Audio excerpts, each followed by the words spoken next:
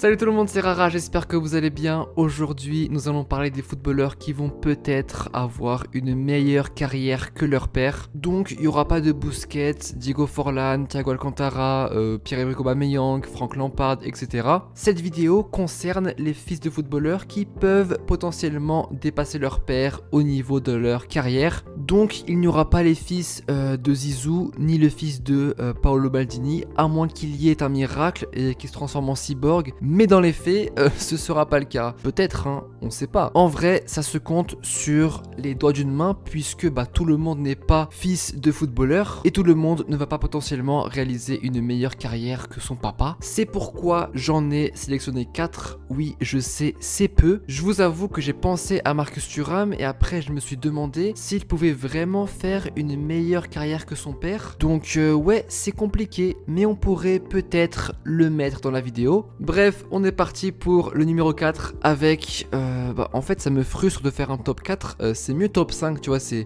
plus carré, propre, mais j'ai pas trouvé. Voilà, donc on commence avec Marcos Alonso, latéral gauche de 31 ans. Il a une famille de footballeurs qui s'étend sur 3 générations. Son grand-père, Marquitos, était une légende au Real Madrid, avec ses 5 Ligues des Champions et 6 Ligas remportées. Son père, Marcos Alonso Peña, était footballeur évoluant en milieu de terrain. Il a joué avec le FC Barcelone et l'Atlético Madrid et compte 22 matchs avec la Roja. Il a gagné la Liga, la Coupe du Roi et la Coupe de la Ligue, le trio. Marcos Alonso Peña a marqué 53 buts dans sa carrière et son fils Marcos Alonso en est lui à 38, sachant qu'il est latéral gauche. Donc encore 15 buts et il aura le même compteur. En plus de ça, Marcos Alonso, il a plutôt un bon palmarès. Une Ligue des Champions, une Europa League, une Première Ligue, une Super Coupe de l'UEFA et une Coupe de la Ligue. Et puis cette saison, son équipe fait aussi partie des favoris pour remporter la Première Ligue, ainsi que la Ligue des Champions. Et puis la Coupe du Monde approche, donc il pourra peut-être réaliser une meilleure carrière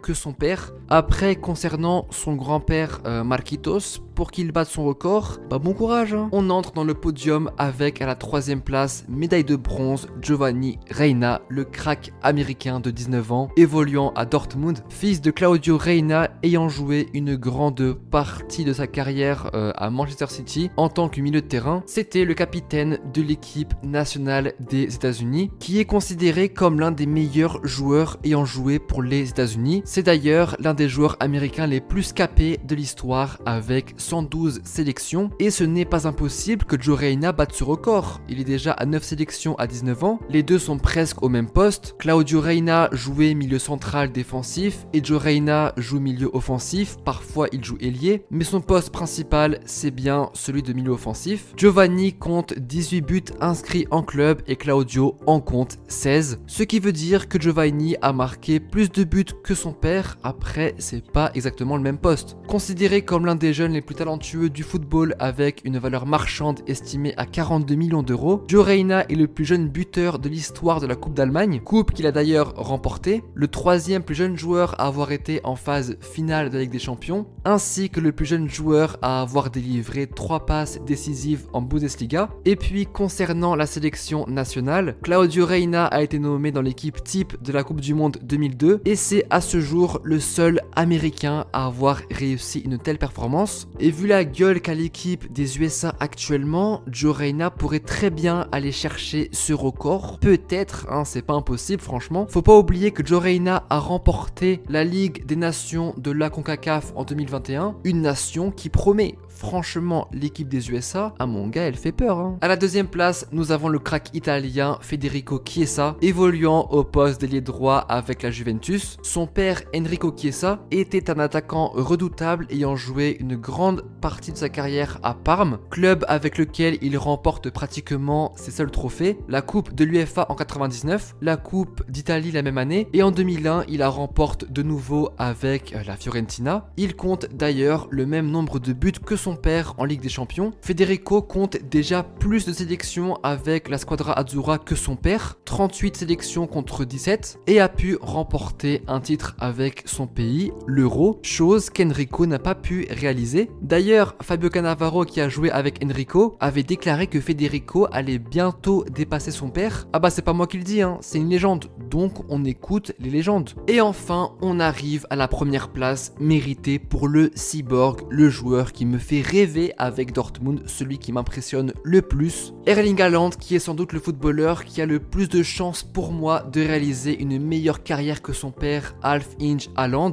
D'ailleurs, on connaît plus Erling que son père. Certains même diraient qu'Erling Haaland réaliserait déjà une meilleure carrière que lui. Cependant, Erling lui-même avait déclaré « Mon père a été mon plus grand modèle. J'ai toujours eu la volonté de devenir un joueur professionnel de haut niveau. C'est ce que je me suis toujours dit. J'ai aussi comme but de faire mieux que mon père. Il a 34 matchs avec la Norvège et plus de 200 matchs en Première Ligue. Donc, il me reste encore un peu de chemin. Bon alors, les 34 matchs avec la Norvège, il n'y a aucun suspense, puisqu'il va les atteindre. Il a 21 ans et pour le moment, il a joué 15 matchs avec son pays. Et en 15 matchs, il a inscrit 12 buts. Je ne comprends pas. 76 buts en 75 matchs avec Dortmund, je ne comprends pas non plus. En fait, son père est principalement connu pour avoir arrêté sa carrière suite à un tacle assassin de Roy Keane lors du derby de Manchester en 2001, un tacle considéré comme le plus violent de tous les temps. Pour vous résumer, en 97, il y a eu Leeds contre Manchester United.